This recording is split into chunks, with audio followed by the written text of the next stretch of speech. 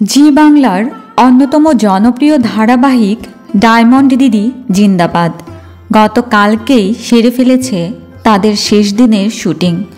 ভক্তদের উপেক্ষা করেই বিদায় নিল ডায়মন্ড দিদি জিন্দাবাদ। দর্শকের এত আগ্রহের পরেও ধারাবাহিকটি শেষ হবার কারণে স্বভাবতই মন খারাপ ধারাবাহিকের অভিনেতা অভিনেত্রীদের।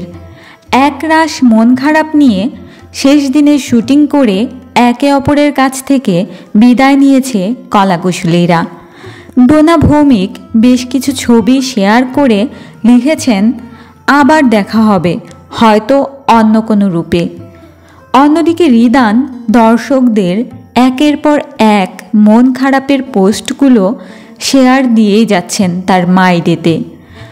তোমাদের প্রিয় ডায়মন্ড আর রিদানের পরবর্তী ধারাবাহিকের জন্য শুভকামনা জানিয়ে আজকের ভিডিও শেষ করছি। বিনোদনের আরও আপডেট পেতে স্টার বাংলা গল্প চ্যানেলটি সাবস্ক্রাইব করতে ভুলবে না। ধন্যবাদ।